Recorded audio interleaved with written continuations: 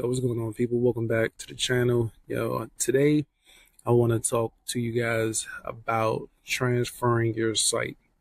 Now, not everybody does this. Some people do it just to create templates and put them out there to sell. Now, when working with a client, you will end up transferring your site. Now, you might wonder, how do I do that? Well, on your back end on your dashboard, you see I'm under sites here. And for this particular client, it would be this one. So you don't want to edit the site. We want to transfer the site. So I could select it, and there's a way to do it from there, but there's also a way to do it from here. So you hit these ellipses right here, and we can select transfer site. And the same window is going to open up. I'm going to go into select site just so you can see where you will find it if you are on that window as well. Now we're at the client's backend dashboard, and here, notice a lot of pieces here on this interface, but again, we have an ellipsis up here that says site actions, which is the same button that you can find on the initial page that I just showed you. So you hit that, and we drop down to transfer site. Now that we're here, we know what site we're transferring. We're about to give ownership of the site to another person or company or whomever. But there should be one designated email that is going to be the new site owner. So assuming that you have that information, you'll put that in here.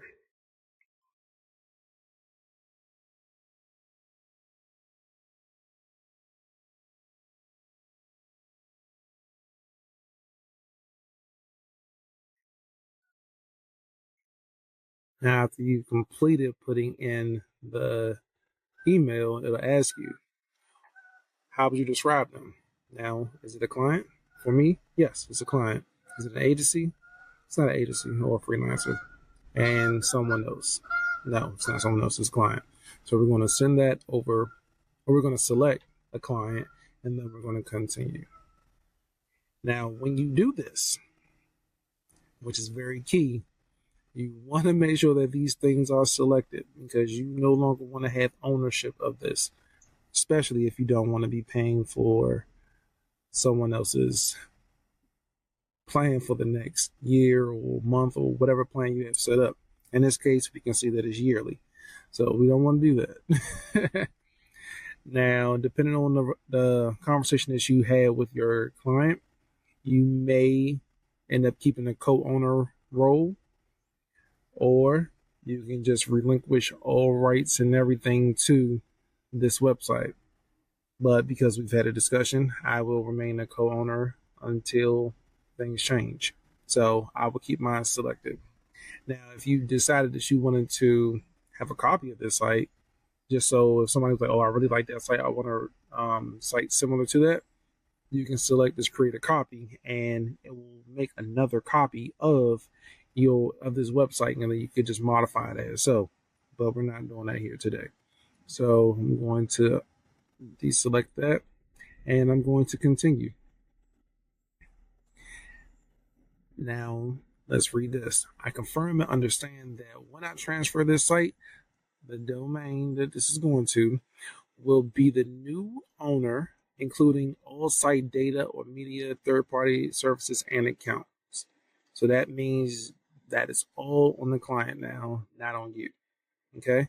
So we're going to select transfer ownership.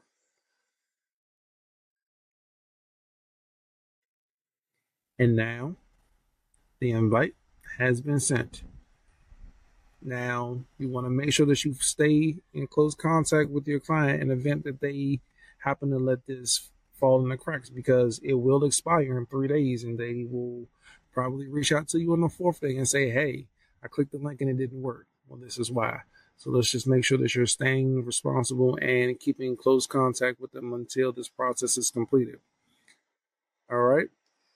I hope you learned something today. And if you're looking for more information like this, hit that subscribe button. Oh, please like this video, share it. Thank you. Catch you next time.